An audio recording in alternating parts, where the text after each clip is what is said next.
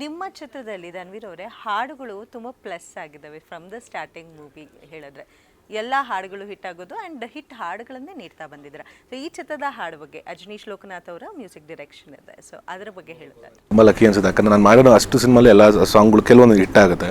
So Ajaneesh Lokanath sir ಇಲ್ಲ, ಇದಕ್ಕೆ ತುಂಬ ಅಂದರೆ ಅವ್ರದ್ದೇ ಒಂದು ಟೈಮ್ ಕೊಟ್ಟು ತುಂಬ ನಮ್ಮ ನಿರ್ದೇಶಕರು ಹೇಳಿದಂಗೆ ಈ ಮುದ್ದು ರಾಕ್ಷಸಿನ ಸಾಂಗ್ ಇಟ್ಟಾಯ್ತಲ್ಲ, ಸೊ ಅದಕ್ಕೆ ಯಾವ ಥರ ಮಾಡೋದು ಏನಂದ್ರೆ ನನ್ನ ಹತ್ರ ಡಿಸ್ಕಸ್ ಮಾಡಿದ್ರು. ಸೊ ನೀವು ಹೇಳಿ ನಿರ್ದೇಶಕ ಯಾವ ಥರ ಮಾಡೋದು ಸರ್? ಇಲ್ಲ, ಈಗಿನ ಟ್ರೆಂಡಲ್ಲಿ ಕಾಲೇಜು ಹೆಣ್ಮಕ್ಳು ಹುಡುಗರು ಈ ಚಿಕ್ಕ ಕಪಲ್ಸ್ ಇರ್ತಾರಲ್ಲ, ಸಲ ಮುದ್ದು ಕಂದ ಚಿನ್ನ ಅನ್ನೋದು ಇದೆಲ್ಲ ಇದೆ. ಸೊ ಅದು ನೀವು ಆ ಪದ ಯೂಸ್ ಮಾಡಿ ಏನಾದ್ರು ಮಾಡಲ್ಲ, ಮಾಡಿ ನೋಡಿ, ಟ್ರೈ ಮಾಡಿ ನೋಡಿ ಅಂತ ಅದೊಂದಷ್ಟು ಲೈನ್ ಕಳಿಸಿರು. ಇದು ತುಂಬ ಚೆನ್ನಾಗಿದೆ, ಮಾಡಿ ನೋಡಿ. ಅಜ್ಮೀರ್ ಸರ್ ಹತ್ರ ಮಾತಾಡಿದ, ಇಲ್ಲ ಅವ್ರು ಇನ್ನೂ ತುಂಬ ಖುಷಿಯಾರೆ, ಇಲ್ಲ ತುಂಬ ಚೆನ್ನಾಗಿದೆ, ಇದೇ ಮಾಡೋಣ. ಸೊ ಅದು ಹೋಗ್ತಾ ಅದು ಒಳ್ಳೆ ಸಾಂಗ್ ಆಯಿತು. ಜೊತೆಗೆ ವಾಮನ ಟೈಟಲ್ ಸಾಂಗ್ ಆಗಿರ್ಬೋದು, ಪ್ರತಿಯೊಂದೂ ತುಂಬ ಚೆನ್ನಾಗಿದೆ. ಅಂದರೆ ಬ್ಯಾಕ್ಗ್ರೌಂಡ್ ಸ್ಕೋರ್ ಆಗಿರ್ಬೋದು, ಪ್ರತಿಯೊಂದು ತುಂಬ ಚೆನ್ನಾಗಿ ಅದ್ಭುತವಾಗಿ ಮಾಡಿಕೊಟ್ಟಿದ್ದಾರೆ. ಹಾಡುಗಳಿಗೆ ಎಷ್ಟು ಪ್ರಾಮುಖ್ಯತೆ ಕೊಟ್ಟಿದ್ದೀರಾ ಸರ್? ಅಂದರೆ ಚಿತ್ರದಲ್ಲಿ ಎಲ್ಲೂ ನಿಮಗೆ ಹಾಡುಗಳನ್ನ ತುರುಕ್ದಂಗಿರಲ್ಲ. ಯೂಶಲಿ ಕಮರ್ಷಿಯಲ್ ಸಿನಿಮಾ ಅಂದಿದ ತಕ್ಷಣ ಒಂದು ರಿಲ್ಯಾಕ್ಸೇಷನ್ಗೋ ಇಲ್ಲ ಏನೋ ಒಂದು ಇದಕ್ಕೋ ಮಾಡ್ತೀವಿ. ಇದರಲ್ಲಿ ಬರುವಂಥ ಆ್ಯಕ್ಷನ್ಸ್ ಆಗಿರಲಿ ಮತ್ತು ಸಾಂಗ್ಸ್ ಆಗಿರಲಿ ಆ ಒಂದು ಪ್ಲೇಸ್ಮೆಂಟ್ಗೆ ಬೇಕಾಗಿರುವಂಥದ್ದೇನೆ.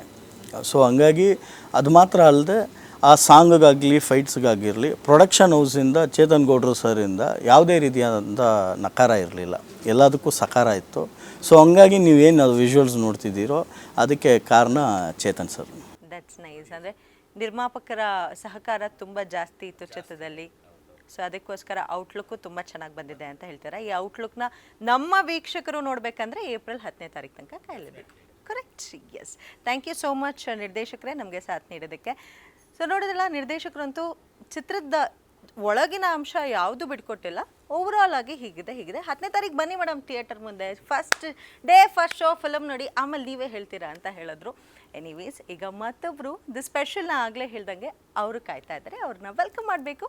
ಸೊ ಹಬ್ಬದ ಮರ್ಗನ ಇನ್ನಷ್ಟು ಹೆಚ್ಚಿಸೋಕೆ ನಮ್ಮ ಜೊತೆಗೆ ಇದ್ದಾರೆ ನನ್ ಅದರ್ ದೆನ್ ತಾರಾ ಮ್ಯಾಮ್ ಅವರು. ನಮಸ್ತೆ ಮೇಡಮ್. ನಮಸ್ಕಾರ. ನಿಮಗೆಲ್ರಿಗೂ ಕೂಡ ಉಗಾದಿ ಹಬ್ಬದ ಅಂದರೆ ನಮ್ಮ ಹೊಸ ವರ್ಷದ ಹಾರ್ದಿಕ ಶುಭಾಶಯಗಳು. ಸೊ ತಾರಾ ಮ್ಯಾಮ್, ಆ್ಯಕ್ಚುಲಿ ಡೈರೆಕ್ಟರ್ಸು ಯಾರೆಲ್ಲ ಇವಾಗ ಸ್ಕ್ರಿಪ್ಟ್ ಬರೀತಿರ್ತಾರೆ, ತಾಯಿ ಕ್ಯಾರೆಕ್ಟರ್ ಬಂದ ತಕ್ಷಣ ಐಫೋನ್ ಹಾಕೊಂಡು ತಾರಾ ಅಂತ ಬರ್ಕೋತಾ ಇದ್ದಾರೆ. ಹೌದಾ? ಏನು ಮ್ಯಾಮ್, ಫುಲ್ ಆನ್ ಡಿಮ್ಯಾಂಡ್ ತಾಯಿ ಕ್ಯಾರೆಕ್ಟರ್ಗೆ. ಬಿಕಾಸ್ ನೀವು ಪರದೆ ಮೇಲೆ ತಾಯಿಯಾಗಿ ಕಾಣಿಸ್ಕೊಳ್ತಿದ್ರೆ, ಓಹ್ ನನ್ನ ತಾಯಿನೇ ನೋಡ್ತಿದ್ದೀನೇನೋ, ಓಹ್ ನನ್ನ ತಾಯಿನೇ ಹತ್ರೇನೋ ಅನ್ನೋಂಥ ಭಾವನೆನ ಪಾಸ್ ಮಾಡ್ತೀರಾ. ಸೊ ಹೇಗೆ ma'am, how is that magic possible? Maybe first of all director creation. ಅದು ಡೈರೆಕ್ಟರು ಆಗಲಿ ರೈಟರ್ ಆಗಲಿ ಯಾರು ಮಾಡ್ತಾರೆ ಸಬ್ಜೆಕ್ಟು, ಅದು ಅವ್ರ ಮೇಲೆ ಡಿಪೆಂಡ್ ಆಗುತ್ತೆ. ನೀವು ಹೇಳಿದಾಗೆ ನನ್ನ ಎಲ್ಲ ಚಿತ್ರಗಳಲ್ಲೂ ತಂದೆ ತಾಯಿ ಪಾತ್ರ ಇದ್ದೇ ಇರುತ್ತೆ. ಆದರೆ ಯಾವ ಚಿತ್ರದಲ್ಲಿ ಆ ಪಾತ್ರಕ್ಕೆ ಗಟ್ಟಿತನ ಇದೆ ಅಥವಾ ಇದು ಸರಿ, ಇದೇನೋ ಒಂದು ಚಾಲೆಂಜಿಂಗ್ ಇದೆ ಅನ್ನೋ ಪಾತ್ರಗಳು ನಾನು ಅಂದ್ಕೊಳ್ತಾರಲ್ಲ, ಅದು ನಾನು ಅದೃಷ್ಟ ಅಂತ ನಾನು ಭಾವಿಸ್ತೀನಿ. ಆಮೇಲೆ ಡೆಫಿನೆಟ್ಲಿ ನಮ್ಮ ತಾಯಿ. That's sweet. ಸೊ ಹೇಗಿತ್ತು ಗುಣನ ತಾಯಿಯಾಗಿ ಆ್ಯಕ್ಟ್ ಮಾಡೋದು as a character? It is not regular ಅಮ್ಮ. ಇಲ್ಲ ಬೇರೆ ಥರ. ನಾನು ಹೇಳಲ್ಲ, ಅದು ಸ್ಟ್ರಿಕ್ಟ್ ಅಲ್ಲ. ಅದು ನನ್ನನ್ನು ಯಾರಾದರೂ ಸ್ಟ್ರಿಕ್ಟ್ ಅಂದರೆ ಯಾರು ನಮ್ಮ ಥರ ಅಲ್ಲ, ಏನಾದ್ರು ಡಿಫ್ರೆಂಟಾಗಿ ತೋರಿಸಿದ್ದೀನಿ ಅಂದ್ರಲ್ಲ, ಮೇ ಬಿ ಸ್ಟ್ರಿಕ್ಟ್ ಅಮ್ಮ ಮಾಡಿರುವ ನನ್ನ ಪ್ರಿಡಿಕ್ಷನ್ಸ್ ಮ್ಯಾಮ್ ಆಗ್ಲಿಂದ ಏನು ಬಿಟ್ಕೊಡ್ತಾ ಇಲ್ಲ. ಇದು ತಾಯಿ ಅಫ್ಕೋರ್ಸ್, ಆದರೆ ಬೇರೆ ಥರ ಟ್ರೀಟ್ಮೆಂಟ್ ಆಫ್ ದಿ ಕ್ಯಾರೆಕ್ಟರ್ ತುಂಬ ಚೆನ್ನಾಗಿ ಮಾಡಿದ್ದಾರೆ ಡೈರೆಕ್ಟ್ರು. ನನಗೆ ಕತೆ ಹೇಳ್ಬೇಕಾದ್ರೆ ಅಯ್ಯೋ ಹಿಂಗೆ ಇದು ಹೌದಾ ಈಗ ಸರಿ ಅಂತ. ಅಂದರೆ ಕೆಟ್ಟೋಳಲ್ಲ, ಸ್ಟ್ರಿಕ್ಟ್ ಅಲ್ಲ, ಅಮ್ಮನೇ, ಬಟ್ ಅದು ಕ್ಯಾರೆಕ್ಟರ್ ಟ್ರೀಟ್ಮೆಂಟೇ ಬೇರೆ ಥರ.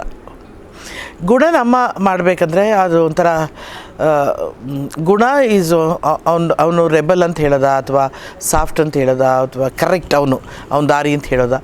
ಸೊ ಎಲ್ಲದನ್ನೂ ಸೇರಿಸಿ ಒಂದು ತಾಯಿ ಹೇಗೆ ಅದನ್ನು ಸೂತ್ರನ ಇಟ್ಕೊಳ್ತಾಳೆ ಅವನನ್ನು ಅನ್ನೋದೇ ಒಂದು ರೀತಿ ಚಾಲೆಂಜಿಂಗ್ ಆ ಪಿಕ್ಚರ್. ಗ್ಯಾರಂಟಿ ನ್ಯೂಸ್, ಸುದ್ದಿ ಖಚಿತ, ನ್ಯಾಯ ನಿಶ್ಚಿತ.